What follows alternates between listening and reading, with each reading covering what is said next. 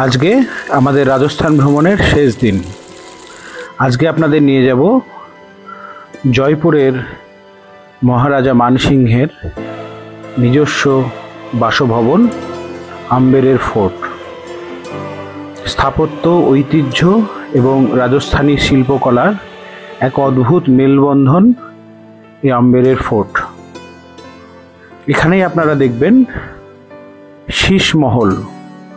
এই মানসিংহই প্রথম কাঁচের টুকরো দিয়ে অন্দরমহল সাজানোর যে রীতি তিনি প্রচলন করেন। তার সঙ্গে আর একটা জায়গায় নিয়ে যাব, সেটা অবশ্য এখন বলছি না। চলুন তাহলে শুরু করা যাক আজকের ভিডিও।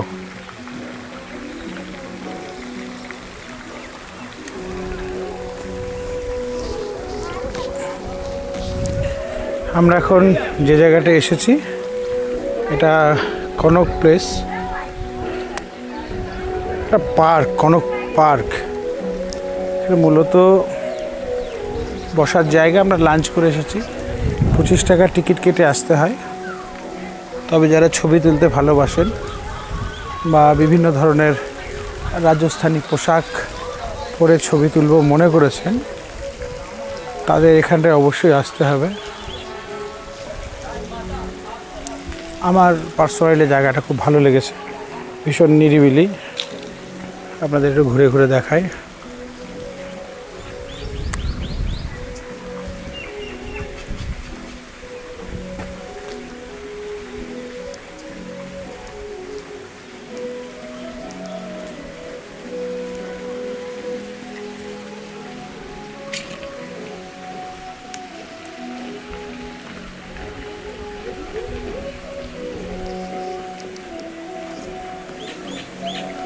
আজ থেকে 280 বছর আগে জয়পুরের রাজা সোয়াই জয় সিং, যার নামে এই জয়পুর শহর, এই কনক গার্ডেন বা কনক বৃন্দাবন গার্ডেন এটা প্রতিষ্ঠা করেছিলেন। বলা হয় যে বৃন্দাবনে শ্রীকৃষ্ণ এবং রাধা যেখানে রাস লীলা করেছিলেন তার আদলেই এই বাগানটা বা গার্ডেনটা তৈরি করা হয়েছে। এখানে রাধা গোবিন্দের মন্দিরও আছে, সামনেই মন্দিরটা। এবং গোটা গার্ডেনটা একদম সবুজ এবং মার্বেলের তৈরি অজস্র ফোয়ারা চারিদিকে। জয়পুর শহরের অন্যান্য যে ট্যুরিস্ট প্লেসগুলো আছে, অর্থাৎ এর আগে আমরা যন্তর মন্তর, হাওয়া মহল দেখে এলাম, সিটি প্যালেস দেখে এলাম, সেগুলো অসাধারণ। লিঙ্ক দেওয়া থাকবে, অবশ্যই আপনারা দেখবেন। সেখানকার যে ভিড়, সেখানকার যে কোলাহল এখানে কিন্তু নেই। এখানে এলে মনে হবে প্রকৃতির মাঝখানে আপনি আছেন, আরাবল্লী পাহাড় চারিদিকে।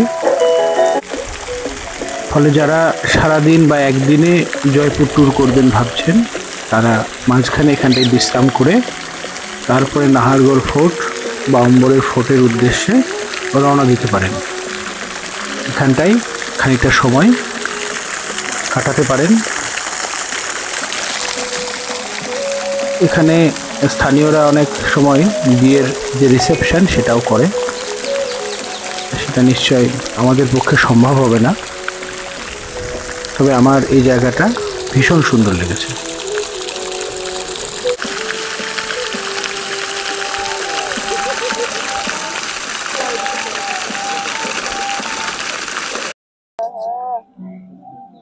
আমরাও সেই মতনই এখানে আমাদের লাঞ্চের যে প্ল্যান সেটা করেছিলাম। আমাদের যে গোটা ট্যুর পার্টি সকলে মিলে গোল হয়ে নরম ঘাসের গালিচায় আজকের দুপুরের লাঞ্চটা আমরা সেরে নিয়ে আমরা রওনা দিলাম আম্বেরের ফোর্টের উদ্দেশ্যে। আমরা এখন আম্বের ফোর্টের রাস্তায়।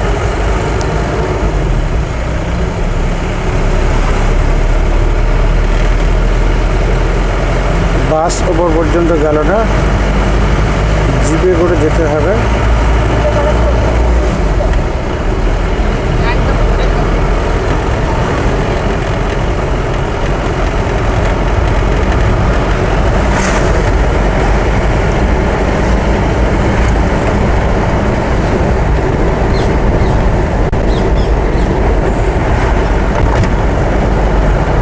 ये क्या है बड़ा लेक? এটা হচ্ছে মাউঠা লেক। वो आमेर फोर्ट है, फोर्ट है वो आमेर फोर्ट सामने। और ऊपर वो जयगढ़, ये जयगढ़, और ऊपर वो ये सामने वाला पीली बिल्डिंग है आमेर। हाँ। जो ऊपर दिख रहा है ना वो जयगढ़।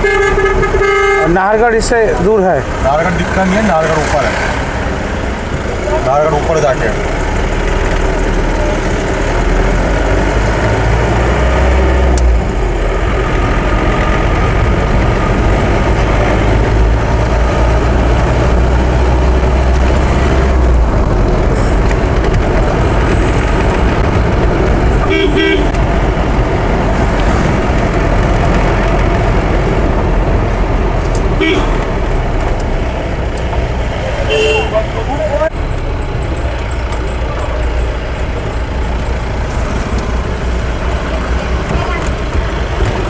अम्बर फोर्टर रास्ता, এটা পুরনো রাস্তা, আর সামনে আর একটা রাস্তা আছে।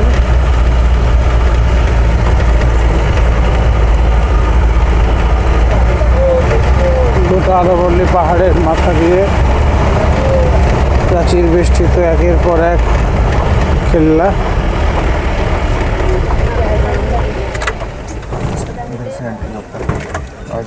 আমরা এখন অম্বরের ফোর্ট বা আমেরের ফোর্টে এসেছি।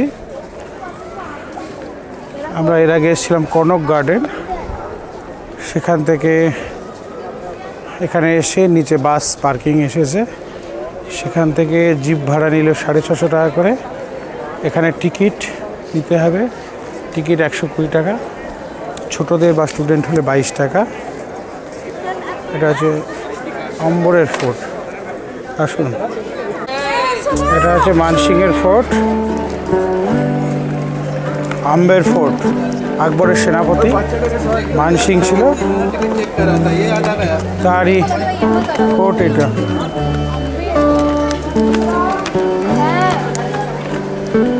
ওই দিক দিয়ে একটা সিঁড়ি আছে। আজকে তো লাস্ট দিনটা।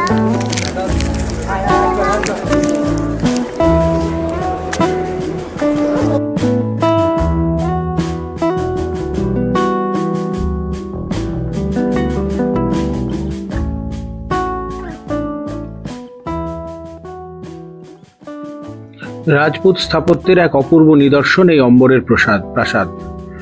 1592 মানসিংহের হাতে তৈরি শুরু হয় এবং 100 বছর ধরে চলার পরে সবাই জয় সিং এর হাতে সম্পূর্ণ হয় এই প্রাসাদের নির্মাণ।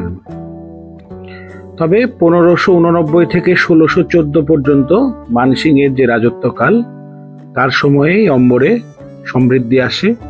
আকবরের প্রধান সেনাপতি ছিলেন মানসিং এবং এই অম্বরেরই রাজকন্যা যোধাবাইয়ের সঙ্গে আকবরের বিয়ে হয় এবং তাদেরই পুত্র সন্তান হচ্ছে সেলিম বা জাহাঙ্গীর।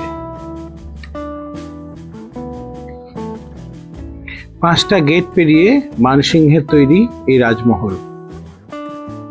সুরজপোল দিয়ে ঢুকে দক্ষিণে জালের চক পেরিয়ে সিঁড়ি দিয়ে উঠে ডাবল দরওয়াজা সিংপোল, তার পথ উঠে এসেছে দোতলায় উঠে ডান দিকে মন্দির শিলামাতা যশোরেশ্বরীর মন্দির, এটা দিওয়ানে আম।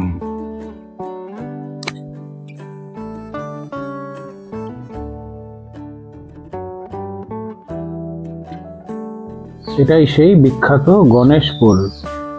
এটা পেরিয়েই মূল যে দেওয়ানে আম বা দেওয়ানে খাস, সেখানে প্রবেশ করতে হয়।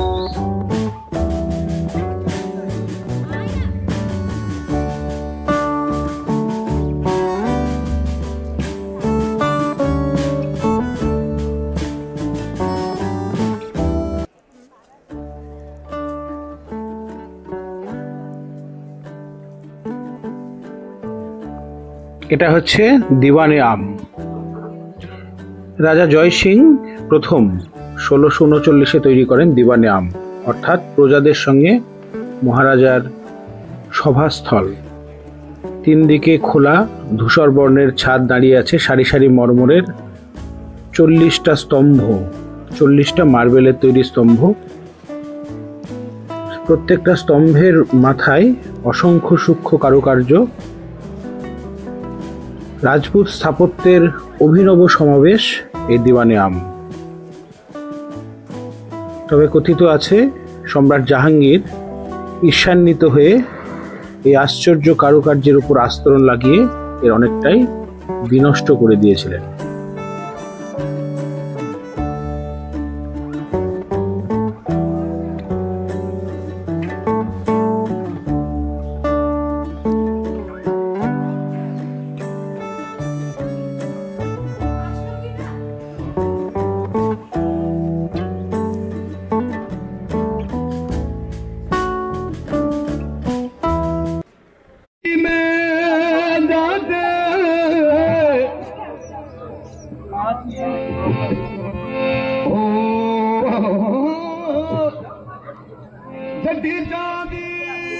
দূরে পাহাড়ের গা বেয়ে শুধু দুর্গের প্রাচীর।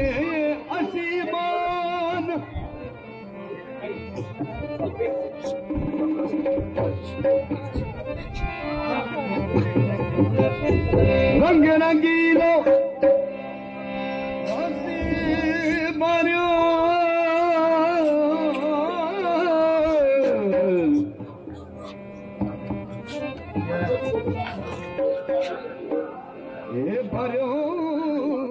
আমরা এখন অম্বরের রাজা মানসিং এর কোর্টে এসেছি।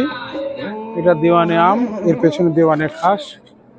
মানসিংহ আকবরের বশ্যতা স্বীকার করেছিল এবং আকবরের মনসবদার বা সেনাপতি পদে পদ লাভ করেছিল। মানসিংহের ইতিহাস অবশ্যই গৌরবময় ইতিহাস, এটা বলা যায় না।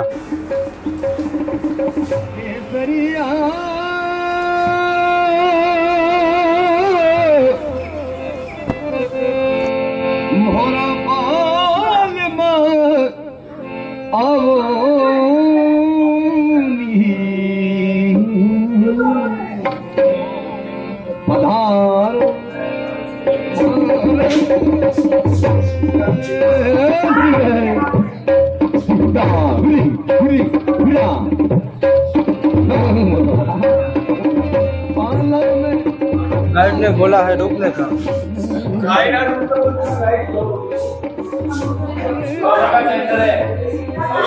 दोनों का सेंटर है।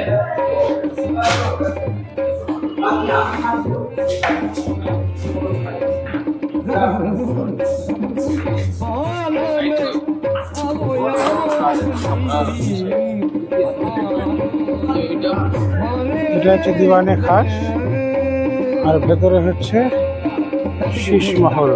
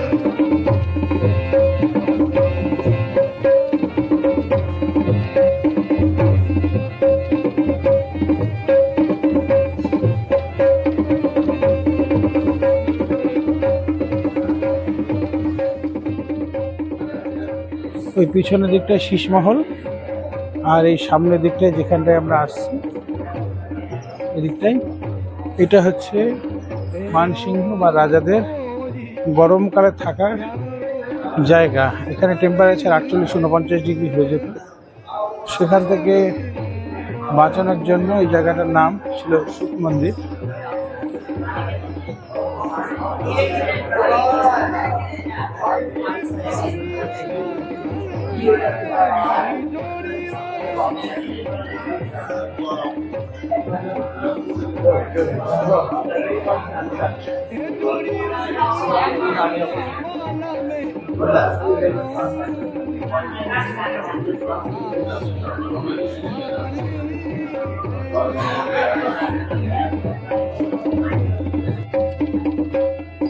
মানসিংহ বারোভূঁইয়াদের সঙ্গে যুদ্ধ করেছিলেন।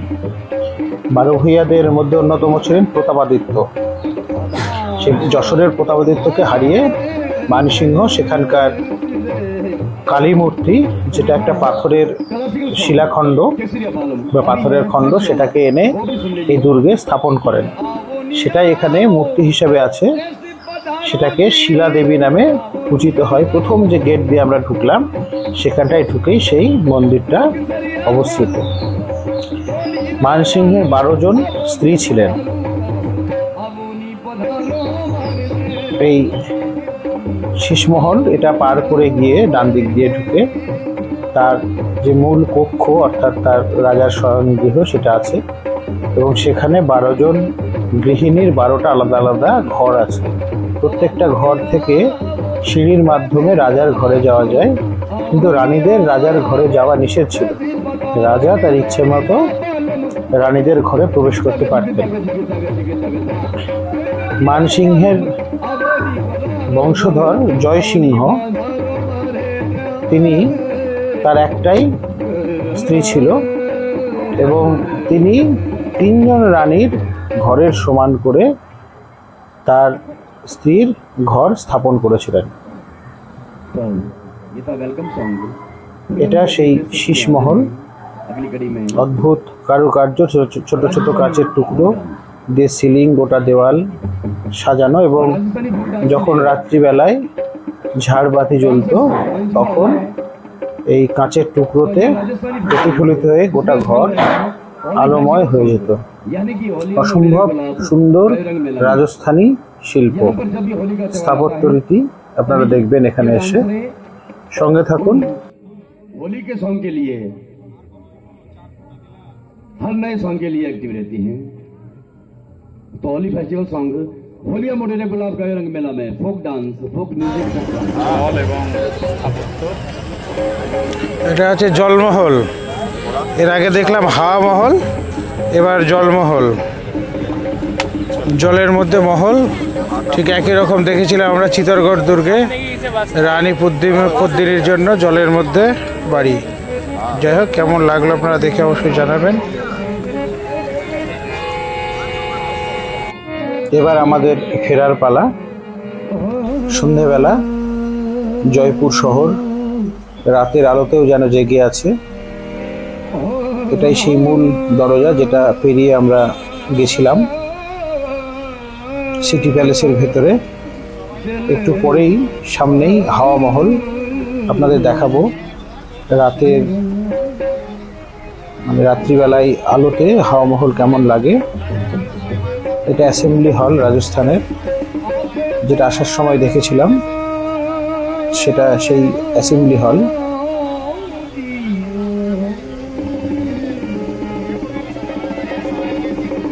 বিধানসভা ওই দূরে দেখা যাচ্ছে হাওয়া মহল।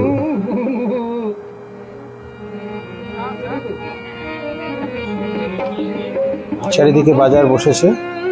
হাওয়া মহল পার করেই আমরা নেমে যাব। টুকটাক বাজারে ঘোরাঘুরি কেনাকাটি করে আগামীকাল সকালবেলায় ট্রেন। আপনাদের এই পর্ব কেমন লাগলো অবশ্যই কমেন্ট বক্সে জানাবেন। আর যারা এখনো চ্যানেলটা সাবস্ক্রাইব করেননি অবশ্যই চ্যানেলটা সাবস্ক্রাইব করবেন।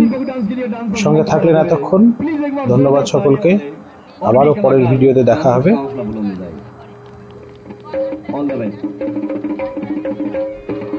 রাতের আলোয় হাওয়া মহল।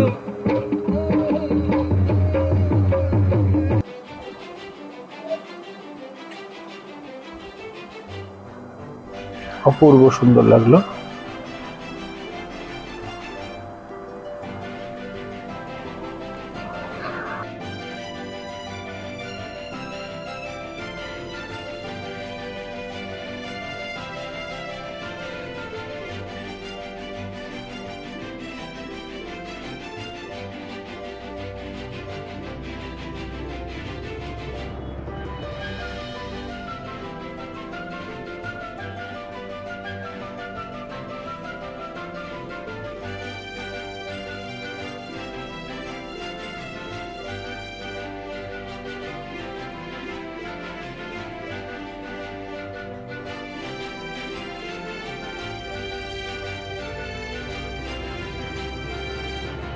আজকে বিদায় নেওয়ার পালা। এখন জয়পুর স্টেশনের বাইরে। আমাদের ট্রেন আজকে উড়িষ্যা এবং ওয়েস্ট বেঙ্গলে যে সাইক্লোন ঢুকেছে ডানা, তার জন্য আসার ট্রেনটা 7 ঘন্টা লেট ছিল এবং এই ট্রেনটা যাওয়ার ট্রেনটা ফেরার ট্রেনটা 4 ঘন্টা লেট। দেখা যাক, শিডিউল টাইম ছিল 2:40, এখন এটা আসবে 6:30। 4 ঘন্টারও বেশি প্রায় লেট, 4 ঘন্টার কাছাকাছি লেট। দেখা হবে আপনাদের সঙ্গে আবার পরবর্তী এপিসোডে। টাটা।